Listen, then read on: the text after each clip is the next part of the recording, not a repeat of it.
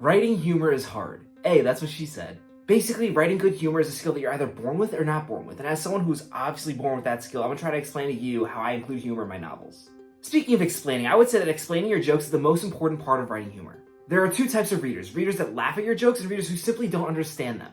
To avoid dumb readers not understanding your jokes, you need to spell out exactly why they're so funny. Otherwise, they might not get them. Sometimes I find that readers won't laugh at a joke because they're not sure if it actually is a joke, so you need to include a character laughing at it so the reader knows they can laugh too. And don't just say the characters chuckled, say they couldn't breathe because they were laughing so hard at this amazing joke. Maybe the characters broke out laughing and slapped their knees. This is the equivalent to a laugh track on a show, which is really important because without a laugh track, how do you know when something's funny?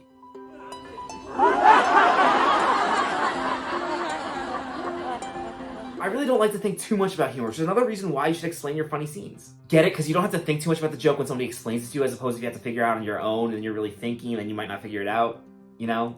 I also like to use my great explaining skills to include visual humor into my novels. Visual humor is just as comical in text when you describe it well.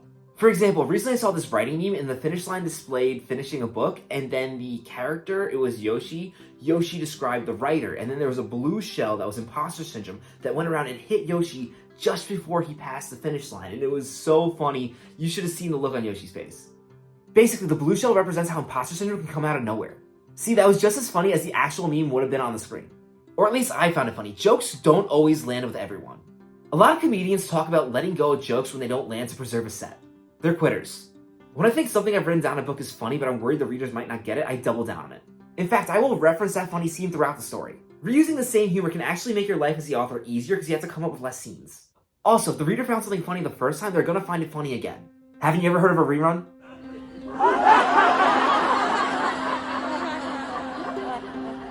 That being said, some of your funny scenes are gonna fall flat with readers. After all, no matter how many times you explain a joke, some readers are just gonna be too stupid to understand them. To combat this, you need to stuff as much humor into your story as can possibly fit. My old hockey coach once said, throw enough shit at the wall and some of it will stick.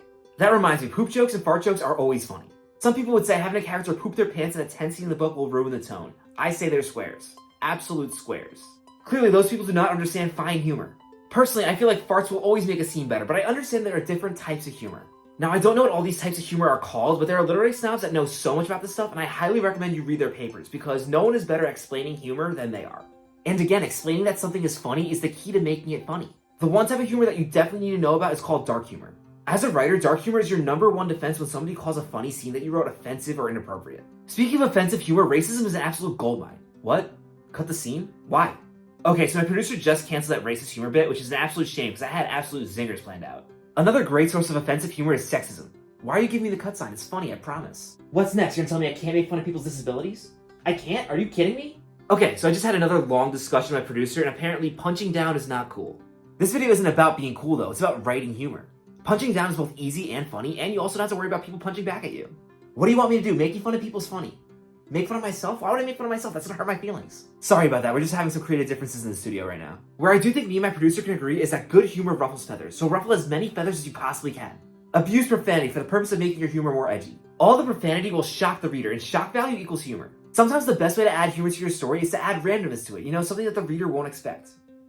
Nah, that's too much work. The absolute best way to add humor to your story is adding a comedic relief character. What better way to add humor than a character whose sole purpose is to be funny? I like to add comedic relief characters that are really dumb because, dumb is funny.